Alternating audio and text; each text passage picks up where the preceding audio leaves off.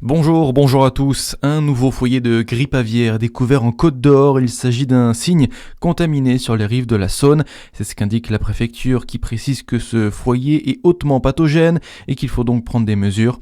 Des zones réglementées sont mises en place pour éviter tout risque de diffusion du virus dans un rayon de 3 km.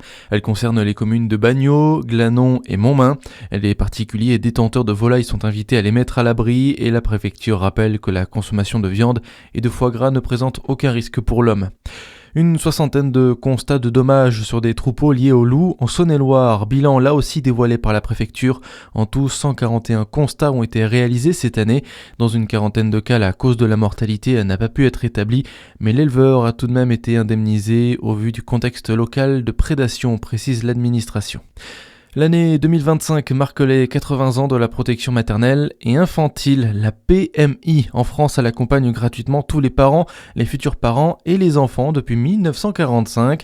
Cette semaine avait lieu l'inauguration des locaux du centre de santé sexuelle et de la protection maternelle et infantile de Besançon.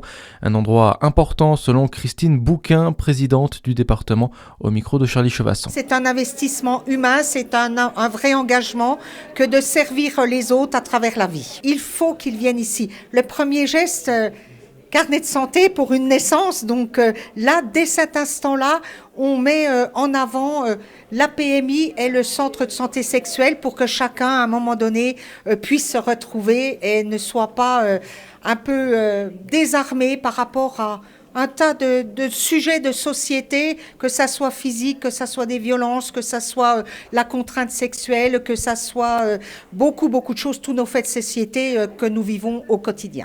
Et pour célébrer cet anniversaire, le service de protection maternelle et infantile du Doubs organise une série d'événements jusqu'à demain, avec la diffusion d'une vidéo rappelant les bilans de santé en école maternelle par la PMI. Dans l'actualité aussi, Christophe Glaise, condamné à 7 ans de prison en Algérie. La cour d'appel de Tizi Ouzou a confirmé hier la peine du journaliste français emprisonné depuis juin pour apologie du terrorisme. Pendant le procès, le reporter lui a reconnu avoir fait beaucoup d'erreurs journalistiques et s'est excusé.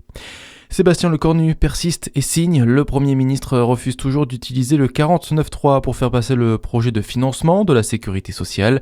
Il s'est exprimé hier à l'Assemblée nationale. Plusieurs élus de la coalition menacent désormais de ne pas adopter le texte.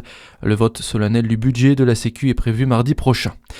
Et puis à Chaussin, la médiathèque André Besson propose d'emprunter du matériel de pâtisserie, une initiative originale pour une économie durable et solidaire. Tout comme le prêt de livres, on peut choisir un moule de gâteau en silicone par exemple et le rendre quand on n'en a plus besoin. À suivre votre météo sur Fréquence Plus.